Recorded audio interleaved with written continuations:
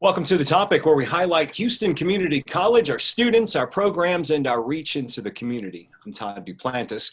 Texas is slowly reopening, and with the school year coming to an end, that's welcome news for parents with restless children at home. Today, we're talking with representatives of some of Houston's great museums about their plans. First up, we'll meet with Henry Yao, and he's the Public Relations and Promotions Director for the Children's Museum of Houston. Welcome to the show, Henry. Thank you so much for having me. And I've got to mention before we get started, you and I go back a little bit. We had a chance to work together in a prior lifetime. Absolutely, Fox 26 all the way. Henry and I worked together many moons ago, we'll say. We won't date ourselves and say how many years. Good to see you over at the Children's Museum of Houston. I know you've been there for quite some time. Maybe you can update us first off with what's the status of the museum and what guests should know when they plan their visit. Absolutely. We are super excited to be reopened. We opened our doors after being temporarily closed for about 3 months. And we have basically reinvented the entire museum experience for children. And of course, we've secured, implemented different protocols and guidelines for the safety and health of our guests, including wearing masks. Masks are required for children 2 and up. Also, we check their temperature through a thermal scanner, no-touch thermal scanner at the entrance. And then we have a hand sanitizing bar right before they enter the museum. And of course, we have sanitizing locations everywhere in the museum, as well as sneeze guards and all the other lots of fun protocols. So tell us about, you talked about some of the safety protocols. The Children's Museum of Houston is certainly about the experience and the interactive experience with the kids going in, and they're really for adults as well. What's the experience like now for visitors, and what type of differences besides those safety precautions will people see? Yeah, well, for so many years, we pride ourselves in being a hands-on museum. So it was, of course, a challenge for us to have to change the entire museum experience, the entire Children's Museum experience. That required taking out 48 hands-on components and really reinventing and reimagining what that experience would look like. So what we did is we implemented an epic adventure scavenger hunt that takes you throughout the entire museum through 10 different zones. So that way parents and kids can enjoy the museum and still have some sort of interactives that they can enjoy. They receive their own epic adventure individual pack, so there's no sharing, and that has all the tools and things that they need to solve clues throughout each gallery. We're talking with Henry Yao, the Public Relations Director of the Children's Museum Houston. We're talking about new measures in the Children's Museum, what you'll see when you go back. I imagine, Henry, when guests enter the museum, they'll go in one way. Will you have certain routes that people need to take just to enhance safety that way? That's an excellent question. We actually have to, we created a one-way path, a one entry point and one exit point. And so that's the reason why the scavenger hunt actually works, because there are directions, padded arrows on the ground that families can actually follow throughout the entire museum. And that way they can maintain physical distance from other families, but also know which way to go around the museum. Will guests need to arrive early? Do they book their tickets online? Is there a number of limited guests allowed in the museum? Do they wait outside? What are some of the rules that in the suggestions you would have there? There is a limited number of guests allowed. We actually reduce capacity to about 20%. So that's a little bit over 100 people max at each time. We encourage people to reserve their tickets online before they get here, and that way we know how many people are coming. But that doesn't mean that if you happen to want to go to the museum, you can still come. You just there's just a limited amount of tickets for walk-ins. Obviously, as we've been a common theme here at Houston Community College, be flexible Right. because there could be some changes, and possibly it's going to take a little extra time navigating your way through or learning the new things that are implemented right now. One thing I wanted to ask you, because I spoke with a few of your team members a few weeks ago on one of our other shows here on Facebook Live, and we talked about some of the online things you were offering, specifically videos. Maybe you can talk about what you've been doing over the past few months and how those videos fit in. Absolutely. During the stay-at-home order, we kicked off our daily virtual learning broadcast schedule, and that basically we have our educators do videos from their home 5 times a day. And then we launched those through different platforms, Facebook, Instagram, and YouTube. So now that we reopened, we figured that a lot of families still don't feel comfortable coming to the museum. So we wanted to bring the museum to them, to continue to bring the museum to them, to their homes. And so we're continuing our daily virtual learning, and that is happening every day and lots of different interactives. What's great about it is that a lot of those videos were actually shot from their homes, and now they're actually being shot at the museum. So we're literally bringing the museum to you. That's the coolest thing about this all. I know it was certainly challenging for a lot of museums and institutions, and challenging for us as a college, but visitors got to see a lot of things online they normally wouldn't see when you go to the museum. When we first started, we really wanted to create activities that kids could replicate at home with their parents' permission, of course. But now we can do both. We can combine stuff that's at the museum and also do those types of activities. Henry Yao with the Houston Children's Museum of Houston. Henry, tell me real quickly, where can people go to see the museum, see your videos, but also book some tickets online? All the information about the safety, admissions, how to register for a ticket admission, they can find on our website at cmhouston.org. For our virtual learning, just follow us on Facebook, on Instagram, and YouTube, and you'll find us there. Henry Yao, we appreciate. Good seeing you again. Thanks for joining us on the show today. Good to see you. Thanks for having me. Absolutely. We're going to take a short break. When we come back, we'll be talking about the Houston Zoo. Stay tuned.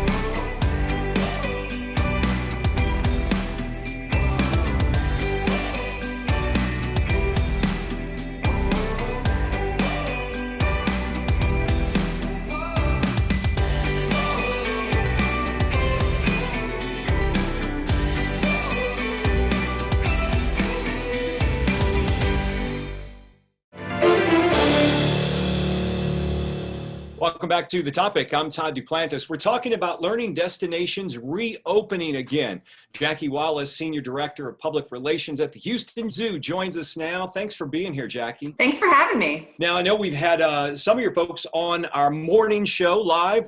We had a chance to see one of the giraffes most recently. That was pretty cool. But tell us how the current status of the zoo, particularly your reopening, because I know in the beginning it seemed like a lot of folks were interested in going back to the zoo. Absolutely. We reopened our gates on June 3rd to a lot of popular demand. When we put our tickets on sale the first time, we actually crashed not only our internet, but our ticket services, internet service worldwide. It was a little embarrassing, but also really exciting to see how much people missed us and wanted to come back to the zoo. Absolutely. And, you know, you had a chance to see the people, and your, I think one of your other team members said it was you guys were selling thousands of tickets a minute online, you know, just more. The demand was so great when that started. What's the experience like for visitors going back to the zoo? Because all of us have memories of the zoo in one way or another, but things are a little bit different now. It is. So one of the most important things for people to remember is that you must have your ticket in hand before you come. All of our ticket reservations, whether you're a member or a member of the public, you have to go online and make your reservation. When you're there, when you're at houstonzoo.org, you will be asked to choose between one of 3 day parts on the day that you'd like to come. That's morning, midday, or afternoon. And we've put this in place so that we can help accommodate everyone who wishes to come to the zoo, as well as continue to social distance folks throughout the zoo. Now, when you get on site, you'll have your ticket scanned, as well as go through a one-way path throughout the zoo. You'll be able to see a lot of your favorite animals, like the whooping cranes, gorillas, rhinos, and elephants. And if you're real lucky, you'll get to see the new baby elephant, Nelson. That's a certain big attraction. That new baby elephant, really just a few weeks old right now? He is. He was born on May 12th. Wow. That's pretty cool. Well, and speaking of the elephants themselves, how are the animals reacting to seeing people coming back to the zoo after having them really just to the zookeepers themselves for quite some time? Just like us, they're thrilled. We see lots of people gathering near the chimpanzees because the chimpanzees have really missed their entertainment, which is all of us, coming to see them. When we were closed, we saw a lot of reaction from the giraffes every time new people would walk by. And so I think for the most part, all of our animals are just really excited to have their entertainment back. You know, here's a question I have. Were there changes or extra precautions you had to have or remain in place for the zookeepers in taking care of the animals? And is that still happening right now? It sure is. Several months ago, a tiger at the Bronx Zoo tested positive for COVID-19. And that was a big moment for all of us in zoos across America. Until that point, we didn't know that big cats could get it. And so immediately our animal team worked with our veterinary team to put in some really stringent protocols when it comes to being in close contact with a lot of our big cats. There's foot washes that have to be done by the keepers on themselves to make sure that they're not carrying anything into their space. They're also maintaining social distance and masks. While every single zoo employee must wear a mask at all times, in those areas, it's even more precautions. They're wearing the N95 masks and working diligently to ensure that the spread doesn't happen. One thing I noticed while you guys while all of us were on a break, a long break from visitors, you guys did a number of Facebook Lives. So you gave people a chance to see inside the zoo, a view they normally wouldn't see if they were visiting the zoo. You get a chance to get behind the scenes. We did. Almost immediately after we closed on March 14th, we sat down and thought, how can we continue to connect with our community? How can we continue to foster the relationship we have with Houston and those around the world who are interested in seeing what we're doing? And just because our gates were closed, the caring didn't stop. The keepers continued to show up to take care of the animals. The facilities team continued to show up to take care of the grounds. And we thought it was really important to showcase that, to make sure that people who love us knew that we were still there doing our job to, help save animals in the wild and connect them with the animals at our Houston Zoo. So every day for, I think it was 55 consecutive events, we held Monday through Friday Facebook Lives at 11, and it was really magical. You guys, I imagine, broke the internet again with those things because everybody was tuning in to check out those Facebook Lives. Sure were. Are those still available? Will you still be doing that? Because our first guest, Henry Yao from the Children's Museum of Houston, mentioned the fact that there are some families that are still afraid to go out in public, so they are enjoying this online experience. Yes, all of our live videos have been posted to our website at houstonzoo.org, along with the educational documentation that goes with it. So after you watch a live video about our giraffes, you can then do a worksheet with your family about what you may have learned during that video. Those are available. While we don't have the capacity anymore, but since we're welcoming guests to do them every day at 11, we are hosting them every Wednesday at 11. And we've also debuted on My 20, a weekly My Camp Safari TV program at 11:30. So people can still connect with us even if they may not be ready to join us on site. That's pretty cool. Jackie Wallace with the Houston Zoo. Real quickly, you have to buy your tickets online ahead of time, as you mentioned. So that's a big takeaway. Where can folks go for all the information? All the information, as well as a very extensive FAQ on what you should expect when you visit the zoo, is at houstonzoo.org. Thanks, Jackie. We appreciate you being here today. We're going to take another short break. When we get back, we'll talk about the Museum of Fine Arts. Stay with us on the topic. These are challenging times. We are all doing our share to battle the coronavirus. We view an attack against one faith or ethnic group as an attack against all of us. We are all in this together. Many of us are immigrants. The virus affects all nationalities. We all work together. We are all Texans.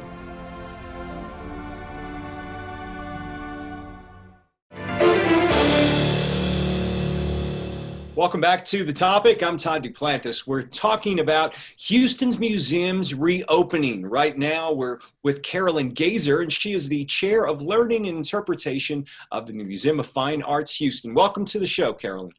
Thank you so much, Todd. Thanks for having me. Absolutely. Museum of Fine Arts, of course, a lot of folks may go there to see a certain exhibit. We all have memories there of the certain painting or a piece of art that we've seen. What's the current status of the museum with visitors getting back in? We'll talk about the different things they'll see, but tell us the current status that you have right now. Well, we opened up on Memorial Day weekend. And the current status is we continue to be open to the public. We want to be a refuge during these challenging times, but we also want to be safe. So to plan for your visit, you'll need to come with a face mask. They're required. We'll give you one if you don't have one. Temperature checks required. Social distancing, which is monitored. We also recommend that you buy tickets in advance. If you don't, be aware that we only accept credit card payment. And we do have adjusted hours of operation. Basically, we are closed not only Mondays, but also Tuesdays. But Thursdays continues to be our free day, and we're open until 9 that day. You're only allowing, I would imagine, a certain amount of visitors in the museum. For those, you mentioned they can buy them up ahead of time, but that would be the suggested way of doing it. Do they have to stand in a line to wait for people to come out of the museum if there's too many inside the museum? So we are allowing only a little bit less than 25% in the museum. We've been advised that that is the right amount for our footprint. And if there is a need to wait, we have socially distanced markers on the ground outside of our main entrance. There's only one entrance. So that is through the Beck building at Binns and Main. So they'll need to enter at is it at the same location they've always entered or a different location? Well, you know, we're a really porous museum and we have lots of doors. Okay. So some people may come through the Beck building. That is the only entrance now. What's the experience like once you get inside the museum? I would imagine you guys have such a unique space. There's a lot of room for social distancing in there, but what is the experience like for your visitors? There is. You know, it's a very special experience. I was there the first day when everybody started to arrive. We welcomed some of our members. And it was almost solemn, but not sad. It was a time for people to come in and really feel that moving feeling that you feel in front of art. So first of all, you're greeted by our wonderful front of house staff. And then you come into a museum that's not as populated as you might expect. And you can freely roam, of course.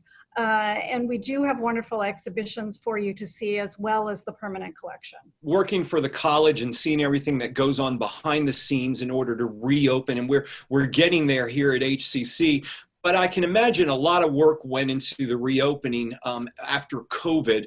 And maybe you can tell us a little bit about that, because from what I'm understanding, you guys are one of the first major art museums in the U.S. to reopen. Tell us about all the special planning you had behind that. Yes, and we didn't intend to be, it happened, but yes, we are privileged, and we hope that people can learn from what we're doing. The planning happened on all fronts, internally within the museum, with the museum district. Gary Tintereau, our director, is the head of the museum district. He's on the phone every day with those directors, with government officials, local and state. And we got information from museums worldwide as they were planning as well. And internally, we formed a task force that took all of that information and created the protocols that you see now. We decided that we really wanted to get the gallery experience right. So we are not having public programming or in-person tours, but simply that immediate experience that you have with the work of art. You know, we have talked to the previous guests. There still are a number of people who are afraid to go out, fearful of getting out in public. Will your online offerings that you guys boosted still be available, and will you continue those as we move into the future? Yes, absolutely. We will continue to have online programming, and we see it as a great pair along with our live programming. So we have wonderful exhibitions that you can see, The Glory of Spain, Francis Bacon, late paintings, but you can also participate in our online programming, which involves materials for HISD. We work very, very closely with them. They can't come and have their tours with us right now, but we send them materials so that they can have an experience of the museum. We're doing online exhibitions, virtual tours, art making videos and lessons, family friendly to do at home. We also have a robust film offering through our online portal. We've been talking with Carolyn Gazer from the Chair of Learning and Interpretation at the Museum of Fine Arts, Houston. Well, once again, welcome back open. We appreciate you guys opening up again, and we look forward to seeing you in person sometime soon. Thank you. Thank you very much. Thank you for being here. We've got one more round here on the topic. When we get back, we're going to be talking about the Houston Museum of Natural Science. Stay tuned.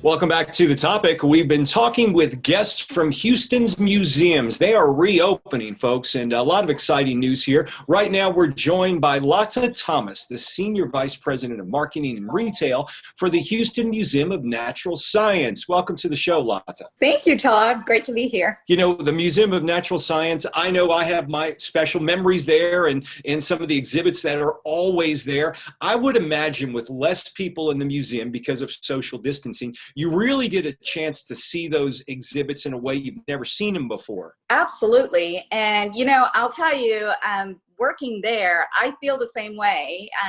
You really can walk through the Mineral Hall and even some of our halls that aren't as popular, like the Parish Hall of Texas Wildlife.